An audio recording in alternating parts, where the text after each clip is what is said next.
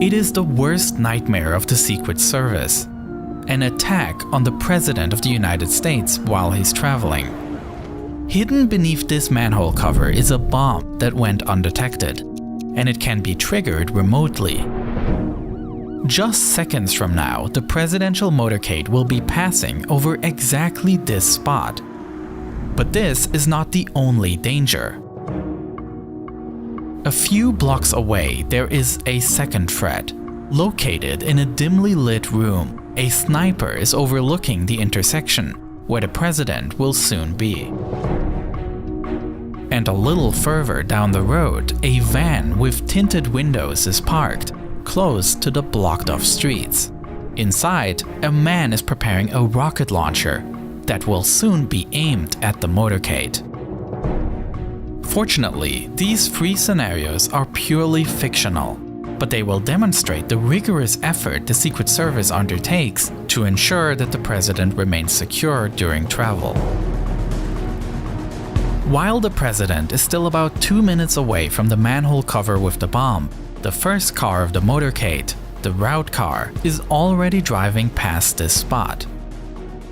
This car, together with the pilot car, ensures that the road is clear of obstructions.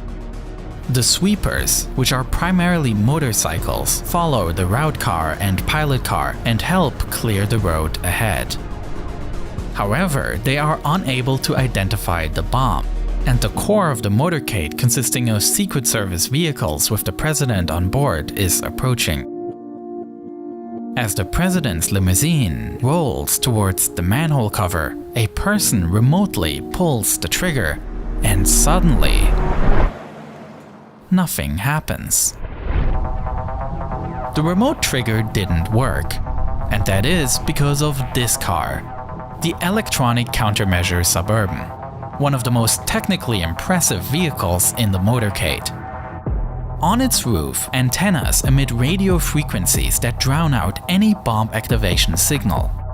This technique is called barrage jamming, and it essentially works by the antennas emitting such a strong noise signal that other signals simply cannot get through. And so, the motorcade continues undisturbed towards the second threat, the sniper in the window. Located behind the Electronic Countermeasure Suburban is the president's vehicle, commonly known by its nickname, the Beast. However, you can never be sure in which car the president is, as there are two identical presidential limousines on the road. Following behind are two cars carrying the president's most important security personnel, ready to take action in the event of an attack. This is the so-called halfback in which the president's personal Secret Service agents are located. No matter what happens, these agents will stay with the president. The other car carries the counter-assault team.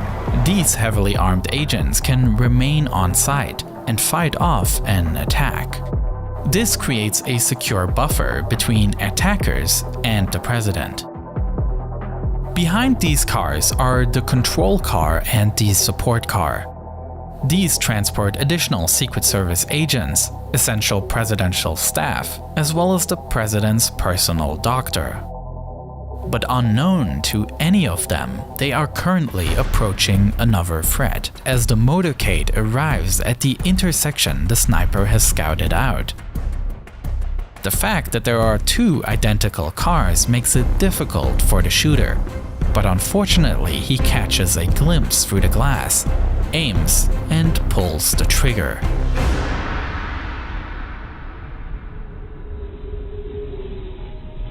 Such a scenario naturally brings back memories of the 1963 assassination of John F. Kennedy, who was shot while driving his motorcade through Dallas.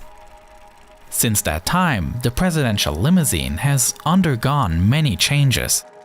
Kennedy's car was a specially modified 1961 Lincoln Continental. Unfortunately though, only a few of the adjustments made were related to security improvements. The car was retrofitted with a luxurious heating and air conditioning system, as well as lights, sirens, fire extinguishers, and radio telephones for communication. The car was also extended to include a middle row of jump seats, that can fold away when not in use. In addition, the roof was made to be completely removable, and the cushion on the rear bank where the president sits was raised. Both these modifications were designed to make the president more visible to the public. Unfortunately, it also made him more vulnerable. After Kennedy's assassination, the car was massively rebuilt. A top of bulletproof glass was installed, and the body of the car was now protected with titanium armor. Perhaps somewhat symbolic, the light convertible appearance, representative of a hopeful time, was built up into a tank, set to protect his more divisive successor. Luckily, today's limousine is well prepared for such an attack, and the shot has absolutely no chance of success. The current Beast has been in service since September 2018 and is a completely custom-built vehicle by General Motors. Although visually reminiscent of a sedan, the car was actually built based on a truck platform. This was necessary to support the over 15,000-pound heavy armored vehicle. The interior is hermetically sealed against any form of chemical attack. The tires are able to continue driving even when shot, and the doors are 8 inches thick and equipped with handles that, with the switch of a button, can be electrified in order to prohibit entry to outsiders. Always inside the car, there is a storage of blood of the same blood type as the president. It is a luxury tank designed to withstand any possible threat. But the biggest challenge in our scenario is yet to come, as just 2 blocks away, the van with the rocket launcher prepares to test the car's endurance. Behind the solid core of vehicles directly protecting the president are a few larger vans. These carry the press pool of reporters that travel with the president. This car behind is the ID car. It functions as the motorcade's communications hub, relaying information between the different vehicles and identifying problems early on. Behind that is the Hazardous Materials Mitigation Unit, a vehicle equipped to respond to biological, chemical, and even nuclear attacks. It carries the necessary equipment and personnel to treat the effects of such an attack effectively. This is the so-called Roadrunner, recognizable by the antenna above the roof. This car is the mobile communication hub of the motorcade, ensuring that the president is fully operational at all times. The car provides satellite and internet communications, and it feeds a direct encrypted link to the Pentagon, allowing the president to hold secure phone and video conversations, even when en route. At the back of the motorcade, a local ambulance will follow, just in case anything happens.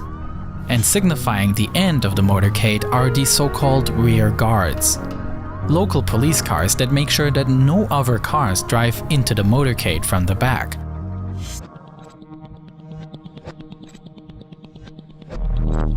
At this point, the presidential limousine arrives at the intersection with the van. Quickly, a man jumps out and aims the rocket launcher directly at the limousine. For this case, the presidential limousines and the electronic countermeasure vehicle are equipped with smoke grenades.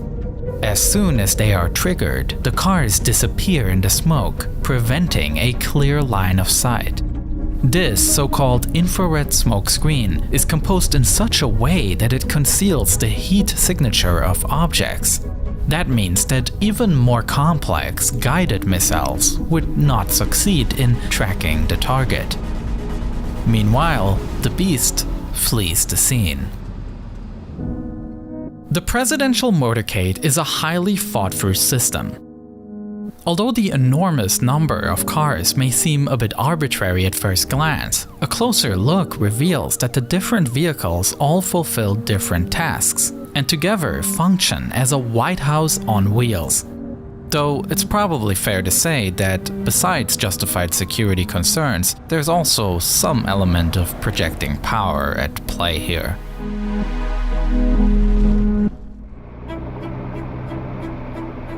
Today, the motorcade managed to successfully avert 3 different dangers. But the motorcade is only one part of a huge security apparatus, with another element being Air Force One, the call sign for a heavily modified Boeing 747, on which the president travels.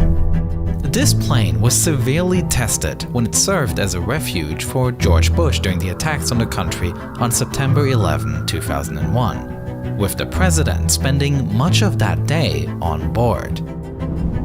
For my next video, I took a look at this special perspective on September 11, and you can watch that video already right now on Nebula, where I upload all my videos first.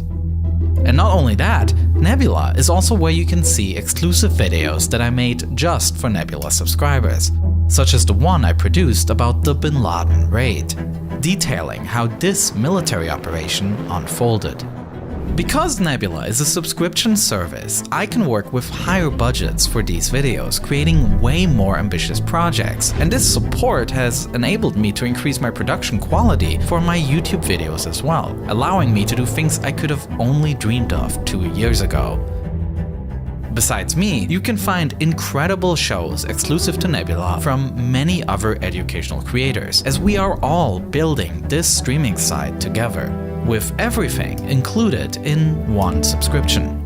And if you have a friend or a family member who is interested in smart, highly produced documentaries and shows, then this December we are offering a very special gift card with which you can gift someone Nebula access for a lifetime. So please make sure to check out Nebula, and thank you so much for watching this video.